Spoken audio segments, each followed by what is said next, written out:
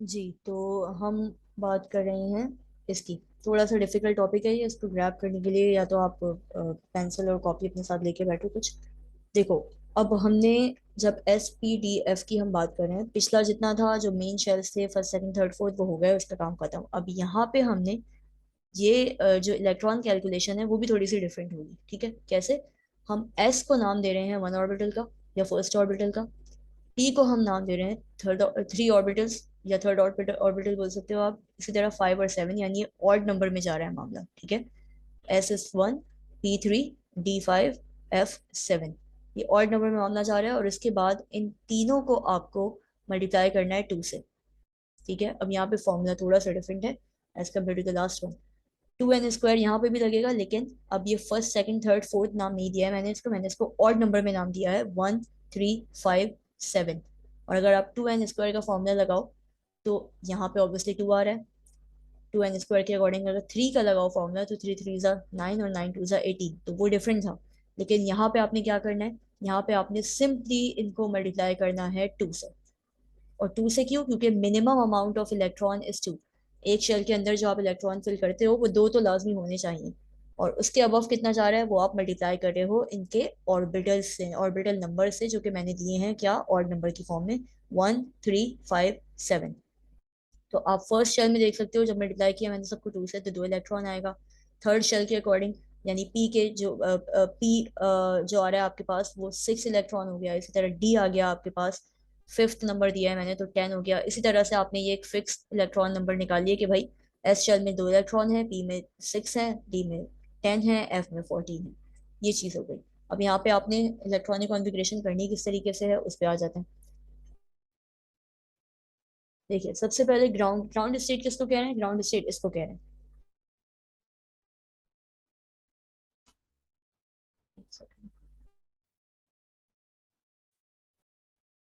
जी, ground state इसको कहा जा रहा है। ठीक है, ग्राउंड स्टेट का मतलब है जो फर्स्ट शेल आपने ड्रॉ किया था, that is a ground state. और ये सारी एक्साइटेड स्टेट कहलाती हैं। ठीक है, यानी इलेक्ट्रॉन जब हमने, जो मैंने बम्बार्डमेंट की आपको एग्जांपल दी थी, वो ग्राउंड स्टेट से मूव करेगा इलेक्ट्रॉन। अगर बीम से, किसी भी इलेक्ट्रॉन बीम से बम्बार्डमेंट हो रही है, ग्राउंड स्टेट से मूव करेगा किस तरफ? एक्साइटेड स्टेट में, which can be third fourth anyone, कोई भी हो सकती है। ग्राउंड स्टेट आपकी ये है। और ग्राउंड स्टेट में आप देख सकती हैं कि टू एस और टू पी।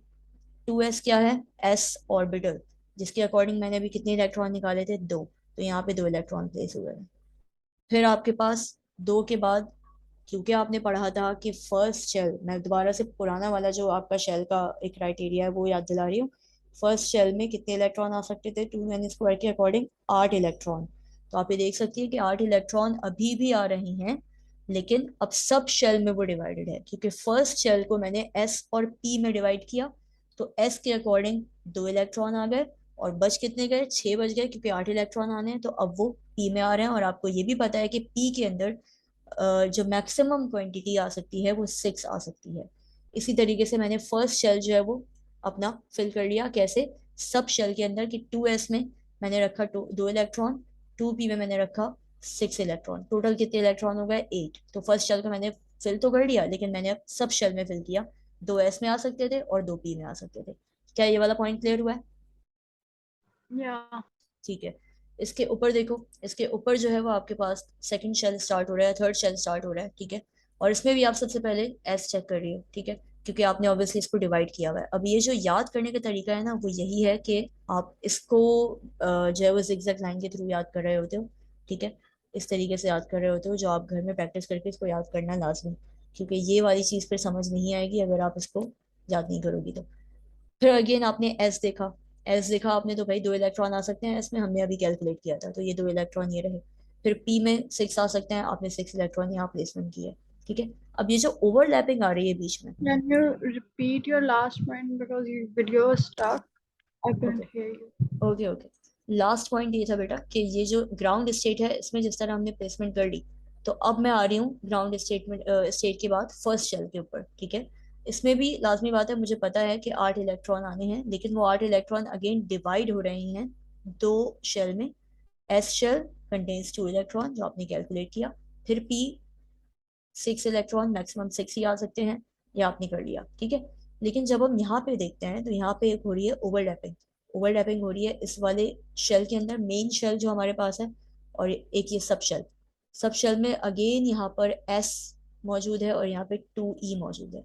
ओवरलैपिंग कैसे हो रही है मैं यहाँ पे आपको दिखा देती हूँ। ये देखिए, फर्स्ट शेल में एक इलेक्ट्रॉन आ गए, सेकंड शेल में आपने जो है वो 2s और 2p इलेक्ट्रॉन रखे, फिर आप 3s की तरफ जा रही हो, फिर आप 3p की तरफ जा रही हो। अब ये जो ओवरलैपिंग आ रही है, कैसे आ रही है कि आप या तो 3p को फिल करने के बाद 4s पे जा रहे हो और फिर आप वापस 3d पे आ रहे हो। ये क्यों हो रहा है? ये इसलिए हो रहा है क्योंकि हम सब शेल को देखें तो पहले s फिल हुआ, फिर p फिल हुआ, फिर दोबारा एस फिल हो रहा है, लेकिन थर्ड शेल का। ये याद करना पड़ेगा। इसको याद करने का तरीका ये zigzag लाइंस है जो आप ड्रॉ करके याद कर रहे होते हो। फिर 3s से आप 3p की तरफ जा रहे हो, लेकिन आप फिर 3d की तरफ नहीं जा रहे क्योंकि d ऑर्बिटल बाद में आता है, p के बाद आ रहा होता है। यानी पहले आपने, आपका मकसद क्या है, पहले s और p कंप्लीटली फिल करना। ठीक है, जब तक s और p कंप्लीटली फिल नहीं होंगे आप d पे नहीं जा रहे। तो 3p के बाद आप गए 4s के ऊपर, 4s पे आप वापस जो आपने फिल करनी है 3d, और आपको अच्छी तरीके से पता है कि s की बात हो रही है तो यहाँ 2 इलेक्ट्रॉन आ सकते हैं, p की बात हो रही है तो यहाँ पे 6 इलेक्ट्रॉन आ सकते हैं। इसी तरह d में आपने क्या नंबर दिया था, 5 नंबर दिया था, और 10 इलेक्ट्रॉन यहाँ पे आ सकते हैं। फिर वापस आप p पे जा रहे हो तो यहाँ पे 6 इलेक्ट्रॉन आ सकते हैं, and the chain goes on. तो ये आपको याद होगा, तो आप इजिली फिल कर पाओगे इस तरीके से। आपने यहाँ पे एस, ये वाला पॉइंट था कि आपने यहाँ पे 2 इलेक्ट्रॉन फिल कर लिए, क्योंकि एस है ना, 2 इलेक्ट्रॉन ही फिल हो सकते हैं। तो एस के बाद आप आए डी पर। ठीक है, तो डी भी ऑप्शन आपके पास है और पी भी ऑप्शन आपके पास है, लेकिन आप 4s से कहाँ जाओगे, 4p पे जाओगे। ठीक है, जिसपे 6 इलेक्ट्रॉन आपने पहले फिल किए, और फिर आप वापस 3d पे आ रहे हो और आपने 10 इलेक्ट्रॉन फिल किए। ये कब किस पे जाना है और किस पे सर्च करना है वो आपको ऑब्वियसली याद करना पड़ेगा, जिसका मैं कल इंशाल्लाह ताला एक रैंडम टेस्ट भी लूंगी आपसे, ताकि वो चीज़ आपको समझ आए। क्या ये बात क्लियर है अभी तक? Yeah. ठीक है। अच्छा जी, यहाँ पे आपको जो पुराना आपका एक हाइब्रिडाइजेशन वाला जो टॉपिक है उसको क्लियर करने के लिए डायग्राम गिवन है। It's not necessary to draw that diagram. आपको आपका जो बेसिक आपको याद रखना है वो ये याद रखना है, ठीक है, कि इलेक्ट्रॉन्स कितने आ रहे हैं और आप कब एस से पी पे जाओगे, पी से डी पे कब जा सकते हो, एफ पे कब जा सकते हो। इसके लिए आप ये चीज़ याद करोगे। ठीक है। अच्छा, इस टॉपिक को मैं यहाँ पे रोक रही हूँ, क्योंकि अगर मैं इसको मजीद सब शेल के ऊपर जाऊंगी तो कंफ्यूजन हो सकती है, तो मैं इसको यहाँ पे रोक रही हूँ। ठीक है, लेकिन मैं एक और टॉपिक है जो कि इसके बाद का है। ठीक है, ये सारा आपका एस ऑर्बिटल और पी ऑर्बिटल के हवाले से है सारी चीज़ें। तो अगर हम थोड़ा सा रिकॉल करें आपका फर्स्ट टॉपिक। ठीक है, तो सब एटॉमिक पार्टिकल के अंदर आपने प्रोटॉन, न्यूट्रॉन, इलेक्ट्रॉन पढ़े थे, विच वर द इजियर वंस। बहुत इजीली समझ आ गया था आपको। ठीक है, फिर आपने ये इसके मास पढ़ा था, इसका चार्ज पढ़ा था। तो आपको मैं थोड़ी सी एक्सरसाइज इसको करने दे रही हूँ। ठीक है, क्योंकि मैं आगे इसलिए नहीं जाना चाह रही, बिकॉज ये जो पॉइंट है ये बहुत टाइम टेकन होगा, जो आगे सब शेल्स हैं मजीद। ठीक है, तो इसके ऊपर जाने से पहले जितना पुराना है उसकी पहले प्रैक्टिस करो। ठीक है, तो मैंने आपको एलिमेंट कुछ दिए थे, मेरे ख्याल है कार्बन और नाइट्रोजन था, और ऑक्सीजन था, क्लोरीन था। ठीक है, तो मैं आप अभी अपने हाथ में पेंसिल लो। ठीक है, और अभी आप उसको ज़रा ड्रॉ करो। एक तो सिंपल इलेक्ट्रॉनिक कॉन्फ़िगरेशन जो होती है, जो शेल बनाते हैं हम सर्कल के अंदर, पहले वो करो। ठीक है, और वो करने के बाद फिर आप आओ इसके ऊपर कि आप इसके अंदर कैसे फिल कर रहे हो, कि 1s में कितने इलेक्ट्रॉन आएंगे, फिर 2s में कितने आएंगे, फिर 2p में कितने आएंगे। तो सबसे पहले बेटा आप कार्बन एलिमेंट लो, बल्कि कार्बन मतलब एल्यूमिनियम लो, Al। एल्यूमिनियम लेके आप ड्रॉ करो जरा सर्कल, सर्कल के अंदर जो इलेक्ट्रॉनिक कॉन्फ़िगरेशन हमारी बेसिक होती है वो ड्रॉ करो। वो ड्रॉ करने के बाद इस पे आओ और मुझे बताओ फिर।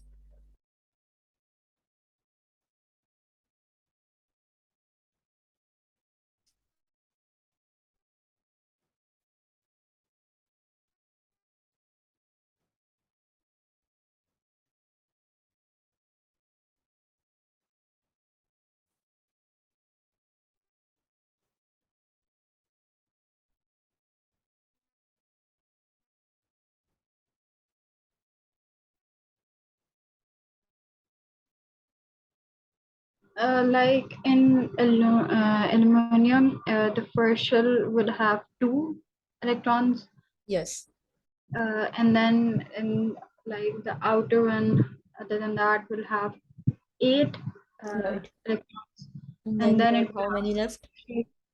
three electrons. राइट, तो चार्ज क्या होगा, वैलेंसी क्या होगी आपकी? It would be like a five, 5 और 3? three, three. But it will need five electrons to like make it an octet. तो would you go for 5 electrons to accept or 3 electrons to be donated? Three electrons to be donated because Exactly. So what would be the valency? it would be, I think it would be plus three. Yes, +3। First shell था, 2 electron आपने draw किए, second shell में आपने 2 electron और last shell में आपने कितने electron थे आपके पास? Three. 3। So that means it is easier to lose those 3 electrons as compared to the acceptance of 5 electrons, right? Yeah. तो एल्यूमिनियम की वैलेंसी क्या आती है? +3।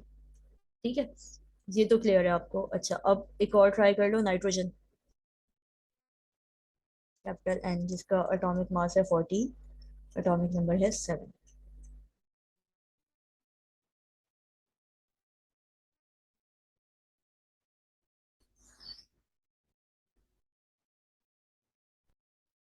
Like it will have like in the inner like shell, it will have two electrons and then right. it will have five.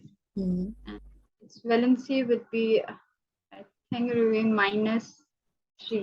Could be both actually, -3, -2 है ना, -2 या -3 Oh हुई है? yeah, minus हाँ, two, minus two. -2, और दूसरा option क्या है मेरे पास, +5, ऐसा ही है।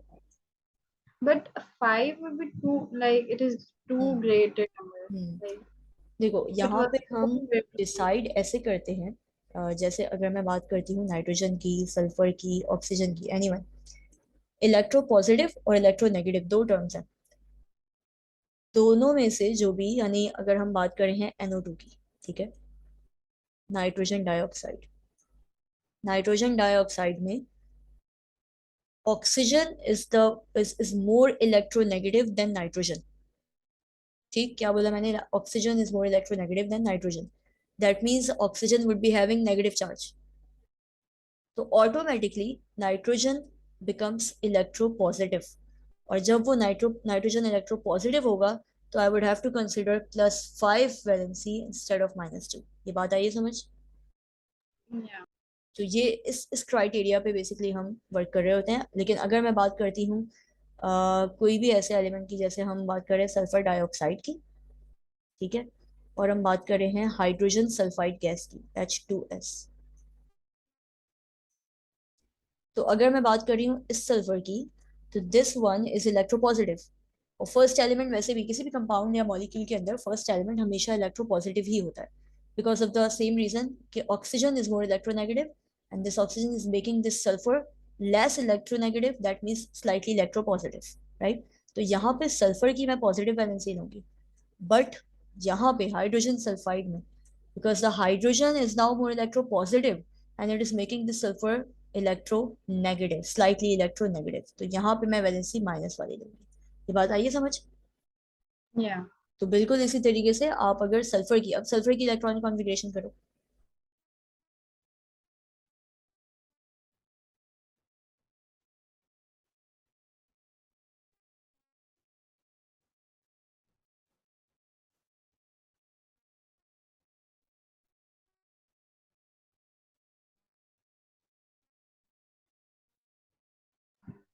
It will have two electrons in like the inner shell, and then like outer it will have eight, right, and then it will have six, so we have two possibilities again, which is which is negative two, and then positive six. Very good. ठीक है, तो ये अब जब हम sulphur की बात कर रहे हैं, तो यानी यहाँ पर मैं अगर सल्फर डाइऑक्साइड की बात करूँ तो इट कैन बी +6, राइट? लेकिन अगर मैं यहाँ पे बात करती हूँ तो इट कैन बी -2। तो ये डिफरेंस होता है जब हम किसी एक एलिमेंट की, स्पेशली नॉन मेटल्स में होता है, क्योंकि मेटल्स में कभी भी ये नहीं होता। मेटल्स का आप, ये एल्यूमिनियम की आपने एग्जांपल ली, एल्यूमिनियम हमेशा +3 ही होगा, कभी ऐसा नहीं होगा कि आप -5 पे जा रही हो, ठीक है, क्योंकि मेटल्स आर ऑलवेज इलेक्ट्रोपॉजिटिव। तो मेटल्स के अंदर यानी ग्रुप 1A 2A 3A जो आपके पास है, जिसमें आप एक और इलेक्ट्रॉनिक कॉन्फ़िगरेशन करो, मैग्नीशियम की कर लो, Mg, atomic mass is 24, atomic number is 12.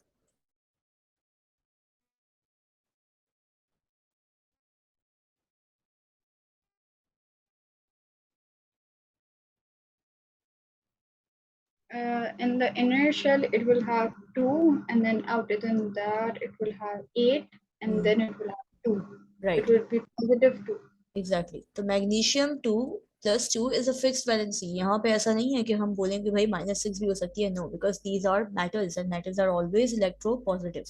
Non metals भी they are obviously in 95% cases they are electronegative, लेकिन डिपेंड करता है कि अगर दो इलेक्ट्रोनेगेटिव, क्योंकि यहाँ पे अगर मैं बात करूँ तो they both are metal, they both are non metals, they contain a covalent bond, nitrogen and oxygen. ठीक है, nitrogen dioxide is a gas, gas always contain covalent bond and these two are non metals. तो जब हम दो non metal को compare करने जाएंगे ना, तो we have to recognise which one is more electronegative.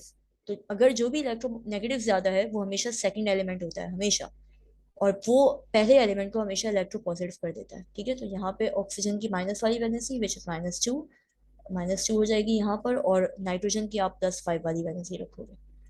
ये बात मतलब आई है समझ इक्वल जी? करने के लिए आप करते हो, तब can you repeat the equal, question? एक पॉजिटिव हो जाए, एक नेगेटिव हो जाए, बिल्कुल ऐसा ही इक्वल। है, बिल्कुल ऐसा ही है। न्यूट्रल, कोई भी कंपाउंड न्यूट्रल तभी बनता है जब आपके पास पॉजिटिव और नेगेटिव वाली वाली चीज होती है, क्योंकि एक कंपाउंड के अंदर, एक मॉलिक्यूल के अंदर, इट्स अ स्टेबल गैस ना। स्टेबल गैस का मतलब क्या है कि इट्स अ न्यूट्रल वन, यानी जो इसमें जो भी दो एलिमेंट, तीन एलिमेंट जो भी मौजूद है, दे मस्ट बैलेंस और इक्वलाइज ईच अदर, जब भी तो ये स्टेबल गैस है, अदरवाइज ये स्टेबल गैस ना होती। ठीक है, ये अनस्टेबल गैस होती। अनस्टेबल गैस की भी एग्जांपल मैं आपको दूंगी ताकि आप डिफरेंशिएट कर पाओ। लेकिन कंपाउंड और मॉलिक्यूल के बीच का डिफरेंस पता है? Yeah. Molecule compound is like two elements, hmm. and then molecule is like two atoms, two or which more atoms. which two elements can combine together to form a compound? What kind of elements? Which are equal, like which can stabilize the, like, Okay, let's take an example. complement each uh other. okay, so let's say we have Na, ठीक है, which is a metal, right? Yeah. Okay, so compound, the definition of compound is when two or even more than two elements, similar और different, that's the difference. ठीक है, मैं बात कर रही हूँ टू डिफरेंट एलिमेंट्स की, व्हेन टू और more than two different elements combine together, chemically combine together, they form a compound, right? यानी अगर मैं बात करती हूँ Na की, तो it's a metal, it contains a positive charge.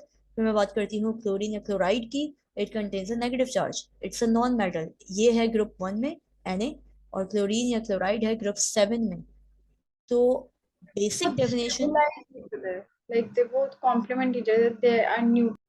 One is exactly, positive. They must be a neutral one, compound must be a neutral one. Yeah. तो we have positive one and negative one, ठीक।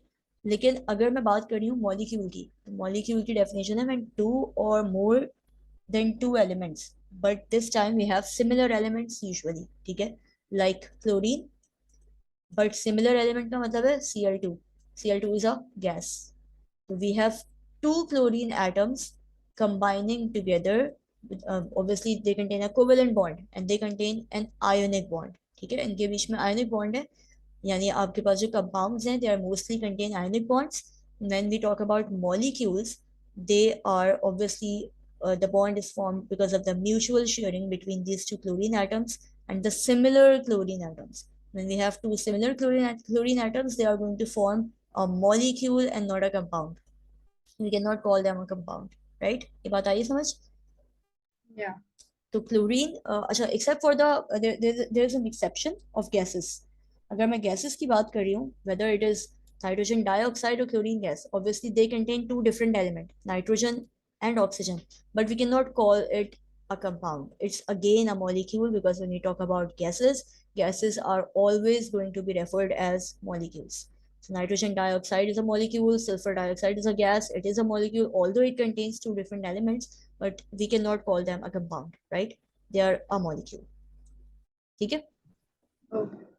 तो ये compound और molecule वाली जो examples हैं, आपका थोड़ा सा टास्क ये है कि आप एग्जांपल्स निकालना, ठीक है, गूगल कर लेना, take 10 examples each, molecule and compound, ताकि ये चीज़, ये डिफरेंस समझ आए। फिर मैं आयोनिक और कोवैलेंट बॉन्डिंग की तरफ आऊंगी और वो भी थोड़ा सा आपको बता दूंगी before starting the new topic. ठीक है बेटा, यहाँ तक क्लियर है सब कुछ? Yeah. चलो, थैंक यू सो मच।